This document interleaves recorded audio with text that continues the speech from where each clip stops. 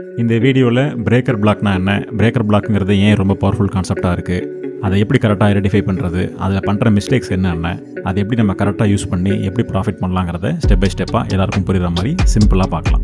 Breaker black பற்றி discuss பண்ணுறதுக்கு முன்னாடி நம்ம தெரிஞ்சிக்க வேண்டிய ஒரு முக்கியமான விஷயம் சப்போர்ட் அண்ட் ரெசிஸ்டன்ஸ். இப்போ நான் ஒரு மார்க்கெட் ஸ்ட்ரக்சர் ட்ரா பண்ணுறேன், இதை நம்ம அப் ட்ரெண்டுன்னு எடுத்துக்கலாம். இப்போ இதில் ஷார்ப்பான எட்ஜஸ்லாம் எங்கெங்கே இருக்குது நல்லா கவனிக்கணும். இதில் ஷார்ப்பான எட்ஜஸ், அதாவது இந்த ஏ ஷேப் பி ஷேப் ஃபார்மேஷன் இருக்கு இல்லையா, இதில் ஷார்ப்பான எட்ஜஸ்லாம் எங்கெங்கே இருக்கோ அங்கெல்லாம் நான் ஒரு சர்க்கிள் மட்டும் நான் ட்ரா பண்ணுறேன். இந்த சர்க்கிள்ஸ் தான் நம்மளுடைய ஸ்விங் பாயிண்ட்ஸ்னு நான் சொல்கிறேன். சரியா, அதனால நீங்கள் கவனிக்க வேண்டியது என்ன அப்படின்னா, ப்ரைஸ் நமக்கு இப்போ அப்சைடில் போயிட்டுருக்கு. அதாவது சப்போர்ட்டுங்கிறது என்ன அதை ஃபஸ்ட்டு தெரிஞ்சுக்குவோம். அந்த நேம்லேயே இருக்குது எந்த டைரக்ஷனில், அதாவது மார்க்கெட் வந்து என்ன ட்ரெண்டில் போயிட்டுருக்கோ அந்த ட்ரெண்டு கூடயே உங்களை கூட்டிகிட்டு போகிறது தான் சப்போர்ட்டுங்கிற விஷயம். சரியா, நான் உங்களுக்கு எக்ஸாம்பிளாக காட்டுறேன், ரொம்ப சிம்பிளாக புரியும். ரெசிஸ்டன்ஸ் அப்படின்னா அந்த லெவலை தாண்டி ப்ரைஸ் போகிறதுக்கு கஷ்டப்படும், ஆர் அந்த லெவலை ப்ரைஸ் பிரேக் பண்ணாது, அதை தான் நம்ம ரெசிஸ்டன்ஸ்னு சொல்லுவோம். பொதுவாக மார்க்கெட் ஸ்ட்ரக்சரை பொறுத்த வரைக்கும் உங்களோட ஸ்விங் பாயிண்ட்ஸ் இருக்கு இல்லையா, அதாவது ப்ரீவியஸாக இருக்க ஸ்விங் ஹை இருக்கு இல்லையா, அந்த ஸ்விங் ஹைங்கிறது உங்களுக்கு ரெசிஸ்டன்ஸ் லெவலாக ஜென்ரலாக ஆக்ட் ஆகும். ப்ரீவியஸாக இருக்கிற ஸ்விங் லோ அப்படிங்கிறது உங்களுக்கு சப்போர்ட் லெவலாக ஆக்ட் ஆகும். அதுபடி பார்த்தோம் அப்படின்னா இந்த இடத்துல இது என்னோட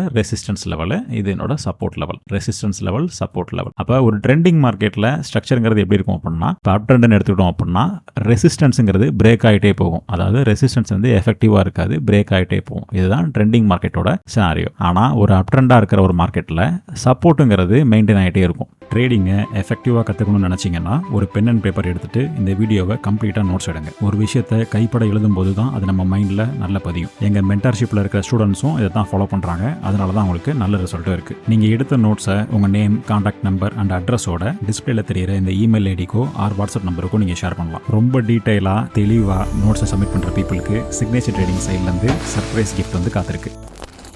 சப்போர்ட் பாருங்கள் மெயின்டைன் ஆயிருக்கு, சப்போர்ட் மெயின்டைன் ஆயிருக்கு. ஆனால் ரெசிஸ்டன்ஸுங்கிறது பிரேக் ஆகி போயிருக்கு. இப்போ இதுவே நம்ம டவுன் ட்ரெண்டில் பார்த்தோம் அப்படின்னா VA ஷேப்புங்கிறது நம்ம சொல்லுவோம். ப்ரீவியஸாக இருக்க ஸ்விங் லோங்கிறது நான் வந்து சப்போர்ட் லெவல்னு சொல்லியிருப்பேன். இந்த இடத்துல சப்போர்ட் லெவலை பிரேக் பண்ணிடுச்சு, அதே மாதிரி இங்கே இருக்க சப்போர்ட் லெவலையும் பிரேக் பண்ணிடுச்சு. அப்போ ட்ரெண்டுங்கிறது கண்டினியூ ஆகி போகுது. அப்போ சப்போர்ட்ஸை கண்டினியூஸாக பிரேக் பண்ணிட்டே இருந்துச்சுன்னா அது நமக்கு டவுன் ட்ரெண்டுன்னு எடுத்துக்கலாம், சிம்பிளாக சொல்லணும்னா. அதே மாதிரி ரெசிஸ்டன்ஸை கண்டினியூஸாக பிரேக் பண்ணிட்டே இருந்துச்சுன்னா அதை நம்மளோட அப் ட்ரெண்டுன்னு எடுத்துக்கலாம். இப்போ உங்களுக்கு கான்செப்ட்டுங்கிறது ஓரளவு புரிஞ்சிருக்கும்னு நினைக்கிறேன். சரி, இந்த சப்போர்ட்னா என்ன, ரெசிஸ்டன்ஸ்னா என்ன அப்படிங்கிறத பார்த்தாச்சு. இதை எப்படி மார்க்கெட்டில் யூஸ் பண்ணுவாங்க அதுதான் இம்பார்ட்டன்ட். அதை ஒரு எக்ஸாம்பிளோடய பார்த்துடலாம். நல்லா கவனிங்க, இது என்னோட அப் ட்ரெண்டு. கரெக்டாக ப்ரைஸ் எனக்கு ரெசிஸ்டன்ஸை பிரேக் பண்ணி தான் போயிருக்கு. அப்போ நம்ம என்ன இருக்கோம், அப் ட்ரெண்டில் நம்ம இருக்கிறோம். நல்லா கவனிக்கணும். ப்ரீவியஸாக இருக்க ஸ்விங் பாயிண்ட்லேருந்து ஸ்ட்ரைட்டாக ஒரு லைன் நான் ட்ரா பண்ணுறேன். இது நல்லா கவனிங்க. இந்த லைன் நான் ட்ரா பண்ணேன் இல்லையா, இந்த லெவலுங்கிறது ரொம்ப ரொம்ப முக்கியமான லெவல். இந்த லெவலில் தான் ப்ரைஸுங்கிறது ரியாக்ட் ஆகும். அதாவது இந்த கான்செப்ட்ஸ்லாம் ஏன் ஒர்க் ஆகுது, இதுக்கு பின்னாடி என்ன ஐடியாலஜி இருக்குது, இதெல்லாம் தெரிஞ்சுக்கிறதுக்கு ஆர்டர் ஃப்ளோ பற்றி நீங்கள் தெளிவாக படிக்கணும். ஆர்டர் ஃப்ளோ பற்றி நம்ம சேனலில் நிறைய வீடியோஸ் இருக்குது, செக் பண்ணி பாருங்கள், யூஸ்ஃபுல்லாக இருக்கும். அப்போ நான் ட்ரா பண்ண இந்த லைனுங்கிறது இம்பார்ட்டன்ட் லெவல்னு சொல்லிட்டேன். எதுக்கு அப்படின்னா ப்ரீவியஸாக இருக்கிற இந்த ரெசிஸ்டன்ஸ் வந்து பிரேக் ஆயிடுச்சு, இது அப் ட்ரெண்டுங்கிறனால இந்த பிரேக் ஆன இந்த லெவல் இருக்கு இல்லையா, இந்த லெவலுக்கு பிரைஸ் திரும்ப ரீடெஸ்ட் ஆகி வரும். அதாவது ரீபேலன்ஸ் ஆகும், ஆர் ரீட்டைல் டேர்மில் சொல்லணும் அப்படின்னா புல் பேக்னு சொல்லலாமா. ப்ரைஸ் ட்ராவல் ஆகிட்டு திரும்ப புல் பேக் ஆகி இந்த லெவலுக்கு திருப்பி ரிட்டர்ன் வரும். ரிட்டர்ன் வரும்போது இந்த லெவல்லேருந்து ப்ரைஸ் வந்து ரியாக்ட் ஆகி திரும்பியும் இந்த அப் ட்ரெண்ட் கண்டினியூ ஆகிறதுக்கு நிறைய சான்சஸ் இருக்குது. அப்போ இந்த இடத்துல நம்ம என்ன பண்ணலாம், லாங் என்ட்ரிஸ்க்கு நம்ம வந்து ஃபோக்கஸ் பண்ணலாம். சரியா, இப்போ நம்ம சொல்கிறது எல்லாமே ஹையர் டைம் ஃப்ரேம் தான். நீங்கள் 1 மினிட்ல 5 மினிட்லாம் யூஸ் பண்ணக்கூடாது. மினிமம் 1 hour 4 hour அந்த மாதிரி ஹையர் டைம் ஃப்ரேம் மட்டும் தான் யூஸ் பண்ணணும். அப்போ தான் உங்களுக்கான அக்யூரசிங்கிறது கொஞ்சம் பெட்டராக இருக்கும். என்ட்ரிங்கிறது நம்ம என்ன பண்ணலாம், லோயர் டைம் ஃப்ரேமில் எடுத்துக்கலாம். அதெல்லாம் நம்ம வந்து போக நம்ம பார்க்கலாம். ஃபர்ஸ்ட் நம்ம பேசிக்ஸ் ஃபுல்லாக கவர் பண்ணிடுவோம். இப்போ இந்த இடத்துல ஒரு சின்ன ஒரு ஃபார்முலா சொல்கிறேன், கவனிச்சுக்கோங்க. ப்ரீவியஸாக இருக்கிற ரெசிஸ்டன்ஸ் லெவல் பிரேக் ஆயிடுச்சு அப்படின்னா அதே லெவல் திரும்ப சப்போர்ட்டாக ஒர்க் பண்ணும். இவ்வளோதான் ஃபார்முலா. இப்போ நம்ம பார்த்த இந்த விஷயம் தான் பிரேக்கர் பிளாக்குக்கான ஃபண்டமெண்டல். நல்லா கவனிக்கணும், இது உங்களுக்கு புரிஞ்சாதான் அது புரியும். ப்ரீவியஸாக இருக்கிற ரெசிஸ்டன்ஸ் பிரேக் ஆகி அதே லெவல் திரும்ப ப்ரைஸுக்கு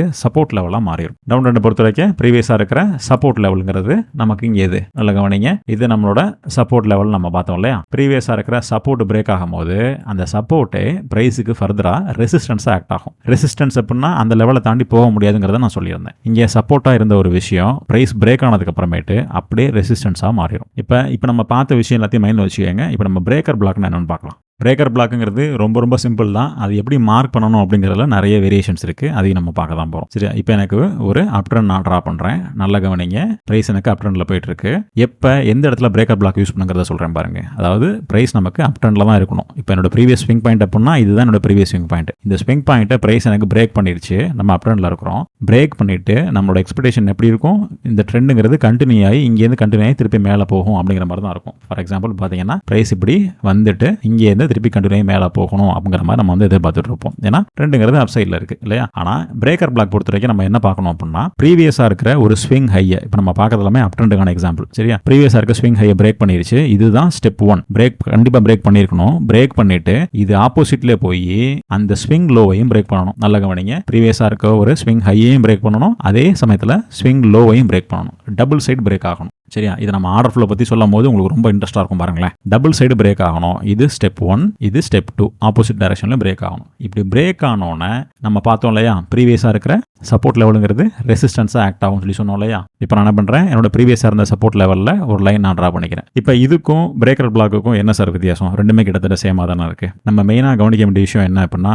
சப்போர்ட் அண்ட் ரெசிஸ்டன்ஸ் இதை பொறுத்த வரைக்கும் ஜஸ்ட் ஒரு லைன், அதாவது இந்த ஏரியா மட்டும்தான் ஸ்பெசிஃபை பண்ணுவாங்க. ஆனால் பிரேக்கர் பிளாக்குங்கிறது ஒரு குறிப்பிட்ட ஜோனை நம்ம என்ன பண்ணலாம், இந்த லெவலில் ரியாக்ட் ஆகுங்கிற மாதிரி நம்ம வந்து அசியூம் பண்ணலாம். இதே டயக்ராமை நான் டூப்ளிகேட் பண்ணுறேன். நான் சொன்ன அந்த ஜோன்கிறத எப்படி டெரைவ் பண்ணுறது அப்படிங்கிறத சொல்கிறேன். ப்ரீவியஸாக இருக்க ஸ்ட்ரக்சர், அதாவது ஸ்விங் ஸ்ட்ரக்சர், இதை பிரேக் பண்ணிடுச்சு. பிரேக் பண்ணோன்னா நமக்கு இந்த இடத்துல ஒரு ஆர்டர் பிளாக் நமக்கு கிடைக்கும் இல்லையா.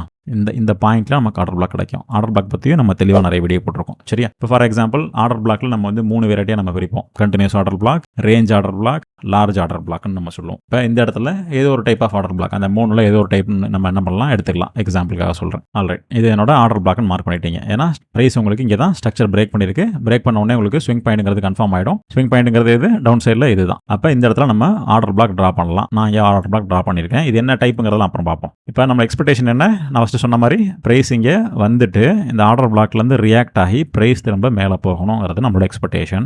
ஆனால் இந்த எக்ஸ்பெக்டேஷன் ஃபெயிலியர் ஆகுது இல்லையா, இதை தான் நம்ம பிரேக்கர் பிளாக்னு சொல்கிறோம். ரொம்ப சிம்பிள். பார்த்தீங்கன்னா இப்படி வந்துட்டு இப்படி போகிறதுக்கு பதிலாக ப்ரைஸ் கண்டினியூஸாக உள்ளே வந்து இந்த ஆர்டர் பிளாக்கை ரெஸ்பெக்ட் ஆகாமல் அப்படியே டவுன் சைடில் ப்ரைஸ் திரும்பி என்ன ஆயிரும், ட்ரெண்டை மாற்றிடும். அதுதான் நான் என்ன சொன்னேன், டபுள் சைட் பிரேக்னு சொன்னேன். இது மேலே ஒரு பிரேக், ஃபர்ஸ்ட் பிரேக், அடுத்த பிரேக்கு ஆப்போசிட் டைரக்ஷனில் பிரேக் பண்ணிடும். இதுதான் டபுள் சைட் பிரேக்னு சொல்லியிருக்கோம். இந்த ரூலை மறந்துடக்கூடாது. சரியா, இப்படி ஆப்போசிட் டைரக்ஷனில் ப்ரைஸ் பிரேக் ஆகி போனதுக்கப்புறம் நீங்கள் ப்ரீவியஸாக ட்ரா பண்ண உங்களோட அந்த ஆர்டர் பிளாக் இருக்கும் இல்லையா, இந்த ஜோன் இருக்கு இல்லையா, இந்த ஜோன் தான் உங்களோட பிரேக்கர் பிளாக். ரொம்ப சிம்பிள், அவ்வளோதான். சிம்பிளாக சொல்லணும் அப்படின்னா, ஒரு ட்ரெண்டு கண்டினியூ ஆகிட்டு இருக்கும், இது அப் ட்ரெண்டோ டவுன் ட்ரெண்டோ. அந்த ட்ரெண்டுக்கு ஈக்குவலண்ட்டாக நம்ம என்ன பண்ணியிருப்போம், ஒரு ஆர்டர் பிளாக் நம்ம ட்ரா பண்ணியிருப்போம். அந்த ஆர்டர் பிளாக்ல பிரைஸ் வரும்போது அது ரெஸ்பெக்ட் ஆகும் நம்ம எதிர்பார்ப்போம். அப்படி ரெஸ்பெக்ட் ஆகாமல் அது பிரேக் ஆகி போகும்போது அந்த ப்ரீவியஸாக நீங்கள் ட்ரா பண்ண அந்த ஆர்டர் பிளாக்கே உங்களோட பிரேக்கர் பிளாக்காக மாறிடும். அப்போ இந்த லெவலில் இதை நீங்கள் எப்படி எடுத்துக்கலாம், இப்போ உங்களோட சப்போர்ட் வந்து இங்கே பிரேக் ஆகிடுச்சு, அது திருப்பி ரெசிஸ்டன்ஸாக ஆக்ட் ஆகும், அப்படி எடுத்துட்டாலும் இது மீனிங்ஃபுல் தான். இல்லை நீங்கள் பிரேக்கர் பிளாக்னு எடுத்துட்டாலும் மீனிங்ஃபுல் தான். மார்க்கெட் பொறுத்த வரைக்கும் இது எதுவுமே புதுசு கிடையாது, எல்லாமே பழைய கான்செப்ட் தான். சின்ன சின்ன சேஞ்சஸ் மட்டும் தான் ஒரு ஸ்ட்ராட்டஜிக்கும் மாறும். சரியா, ஒன்ஸ் பிரைஸ் பிரேக் ஆனதுக்கு அப்புறமேட்டு ப்ரீவியஸாக நம்ம ட்ரா பண்ண இந்த ஆர்டர் பிளாக்ங்கிறது இப்போ நமக்கு ஹாட் ஸ்பாட்டாக மாறிடுச்சு. இப்போ நம்மளோட எக்ஸ்பெக்டேஷன் எப்படி இருக்கும் அப்படின்னா, பிரைஸ் திரும்ப ரீபேலன்ஸ் ஆகி ப்ரீவியஸாக இருக்கிற ஆர்டர் பிளாக், அதாவது உங்களோட ஃபெயிலியரான ஆர்டர் பிளாக் இருக்கு இல்லையா, அதுதான் இப்போ நம்ம பிரேக்கர்னு சொன்னோம். அங்கே இருந்து ரியாக்ட் ஆகி திரும்பி கண்டினியூ ஆகி போகும் அப்படிங்கிறது நம்மளோட எக்ஸ்பெக்டேஷன். அதாவது ஹையர் டைம் ஃப்ரேம்ல நீங்கள் போட்டு வச்சிருக்கிற இந்த பிரேக்கர் பிளாக் உள்ள பிரைஸ் எப்போ உள்ள வருதோ இதுக்கப்புறம் நீங்கள் என்ன பண்ணலாம், லோயர் டைம் ஃப்ரேமுக்கு ஸ்விட்ச் ஓவர் பண்ணிக்கலாம். ஓகேவா, இப்போ நான் சொல்கிற மெத்தட்ஸ் எல்லாமே பயாஸ் பேஸ் பண்ணி தான். பயாஸ்க்கு நம்ம ஏற்கனவே ஒரு வீடியோ போட்டிருக்கிறோம். இது இல்லாமல் நிறைய மெத்தட்ஸும் இருக்குது, அதை பற்றி நம்ம சொல்லவும் போகிறோம். நான் சொல்கிறது எந்த ஸ்ட்ராட்டஜி நீங்கள் யூஸ் பண்ணாலும் சரி, நீங்கள் சப்ளை அண்ட் டிமாண்ட் யூஸ் பண்ணாலும் சரி, இண்டிகேட்டர் பேஸ்ட் ஸ்ட்ராட்டஜி யூஸ் பண்ணாலும் சரி, இல்லை பேட்டர்ன்ஸ் யூஸ் பண்ணாலும் சரி, மார்க்கெட்டோட டைரக்ஷனுங்கிறது ரொம்ப ரொம்ப இம்பார்ட்டன்ட். ப்ரீவியஸாக நம்ம வீடியோவில் என்ன பார்த்தோம் அப்படின்னா, ஜஸ்ட் ரெண்டு லைன் யூஸ் பண்ணி ஹைஸ் அண்ட் லோஸை மட்டும் வச்சு ஒரு மார்க்கெட்டோட பயாஸ் என்ன அப்படிங்கிறத நம்ம பார்த்தோம். அதாவது இந்த இடத்துல கொஞ்சம் லாஜிக்கலாக பிரேக்கர் பிளாக்ங்கிற விஷயத்தை வச்சு மார்க்கெட்டோட பயாஸ் என்ன அப்படிங்கிறத நம்ம பார்க்குறோம். அதாவது பயாஸ்ங்கிறத மட்டும் இல்லாமல் எந்த இடத்துலேருந்து ரியாக்ஷன் இருக்கும் அப்படிங்கிறதையும் நம்ம சேர்த்து பார்க்குறோம். சரியா, இப்போ இந்த வீடியோவில் உங்களுக்கு என்னென்ன டவுட்ஸ் இருக்குது அப்படிங்கிறத கமெண்ட் செக்ஷனில் சொல்லுங்கள். நான் ப்ரீவியஸாக போட்ட வீடியோஸையும் பாருங்கள், பார்த்துட்டு என்னென்ன உங்களுக்கு புரியலையோ அதெல்லாம் கமெண்ட் செக்ஷனில் சொன்னீங்கன்னா அதை பேஸ் பண்ணி தான் அடுத்த வீடியோ நான் போட போகிறேன். ப்ளஸ் இந்த வீடியோக்கு 500 லைக்ஸ் வர பட்சத்தில் பிரேக்கர் பிளாக்னா என்ன, அதோட கம்ப்ளீட் டீடைல்ஸ் எல்லாத்தையுமே ஒரு PDF மேக் பண்ணி உங்களுக்கு ஷேர் பண்ணலாம்னு இருக்கும். Thank you so much.